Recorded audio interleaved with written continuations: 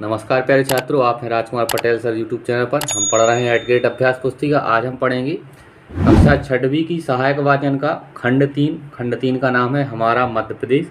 इसके हम अध्याय 1 से लेके अध्याय 4 तक के प्रश्नोत्तरों को हल करेंगे। शुरुआत करते हैं। हम पढ़ रहे हैं सहायक वाचन कक्षा 6वीं खंड 3 का नाम हमारा मध्य प्रदेश।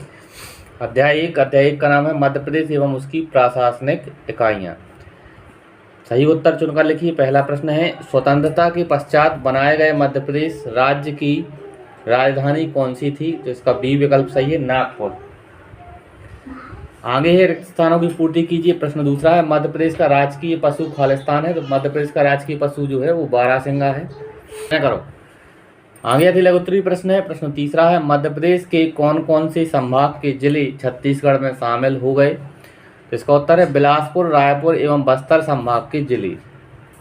आगे लघुत्तरीय प्रश्न है। प्रश्न चौथा है, मध्य प्रदेश की 5 राज्यों की सीमा रेखा का वर्णन कीजिए। इसका उत्तर है मध्य प्रदेश की सीमा रेखा देश के 5 राज्यों उत्तर में उत्तर प्रदेश, उत्तर पश्चिम में राजस्थान, पश्चिम में गुजरात, दक्षिण में महाराष्ट्र तथा दक्षिण पूर्व में छत्तीसगढ़ राज्य से मिलती है। आगे अध्याय 2 के प्रश्नोत्तरों को हम करेंगे। अध्याय 2 का नाम है मध्य प्रदेश का स्वाधीनता आंदोलन में योगदान। सही उत्तर चुनकर लिखिए। प्रश्न पहला है, वीर टंट्या भील को बेटियां क्या कहती थीं? इसका बी विकल्प सही है, मामा। आगे रिक्त स्थानों की पूर्ति कीजिए। प्रश्न दूसरा है, तात्या टोपे को खालिस्तान शहर में फांसी दी गई थी। तो इसका उत्तर होगा शिवपुरी। हम खालिस्तान मानेंगे शिवपुरी।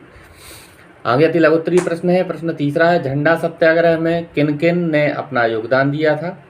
इसका उत्तर है पंडित सुंदरलाल, सुभद्रा कुमारी चौहान व सीता राम जाधव, छिग्गेलाल स्वर्णकार, टोडरलाल आदि ने योगदान दिया था। लघुत्तरीय प्रश्न चौथा है, अमर शहीद चंद्रशेखर आजाद का संक्षिप्त परिचय लिखिए।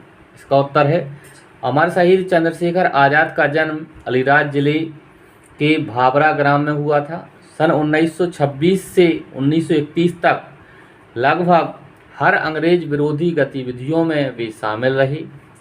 वे हिंदुस्तान सोशलिस्ट रिपब्लिकन पार्टी के जनरल ऑफिसर इन कमांड बने रहे। फरवरी 1931 को वे इलाहाबाद के अल्फ्रेड पार्क में पुलिस से घिर जाने पर अपनी कनपटी पर स्वयं ही गोली मारकर शहीद हो गए। आगे है अध्याय 3 का नाम है मध्य प्रदेश के प्रमुख पर्यटन एवं दर्शनीय स्थल। सही उत्तर चुनकर लिखिए। प्रश्न पहला है, रानी मृगनयनी के प्रेम में बनवाए गए महल का नाम क्या है? तो इसका बी ऑप्शन सही है, गोजरी महल। प्रश्न दूसरा है, महाकाल लोक का निर्माण कहाँ किया गया है? इसका ए विकल्प सही है, उज्जैन। प्रश्न तीसरा है, पचमढ़ी का शाब्दिक अर्थ खालिस्तान है। तो इसका शाब्दिक अर्थ होता है 5 कुटिया। अति लघुत्तरीय प्रश्न चौथा है, दतिया क्यों प्रसिद्ध है? इसका उत्तर है, दतिया पीताम्बरा शक्ति पीठ के लिए प्रसिद्ध है। आगे देखें। प्रश्न 5वां है, सांची स्तूप के तोरण द्वार से महात्मा बुद्ध का क्या संबंध है? इसका उत्तर है, बुद्ध के जीवन की जन्म से मोक्ष प्राप्ति तक घटनाएं तोरण पर अंकित हैं। आगे देखें। लघुत्तरीय प्रश्न है। प्रश्न 6वां है, भोपाल नगर के धार्मिक एवं सांस्कृतिक स्थलों की सूची बनाइए। इसका उत्तर है, ताजुल मस्जिद, जामा मस्जिद, शौकत महल, गौहर महल, सदर मंजिल, भारत भवन, लक्ष्मी नारायण मंदिर, बिड़ला संग्रहालय, इंदिरा गांधी राष्ट्रीय मानव संग्रहालय, विधानसभा भवन, वन विहार, छोटी झील, छतरियां और बाग। आगे है अध्याय 4 का नाम है मध्य प्रदेश की जनजातियां। सही उत्तर चुनकर लिखिए। प्रश्न पहला है, सहरिया जनजाति सहरिया क्यों कहलाई? इसका उत्तर है, सी विकल्प सही है इसका, भोर से ही जंगल जाने के कारण सी विकल्प इसका सही है। रिक्त स्थानों की पूर्ति कीजिए। प्रश्न दूसरा है, भीलों का खालिस्तान हाट बहुत प्रसिद्ध है। तो इसका उत्तर होगा भगौरिया। अति लघुत्तरीय प्रश्न क्रमांक 3 है, कोरकू स्त्रियों के प्रमुख आभूषण कौन कौन से हैं?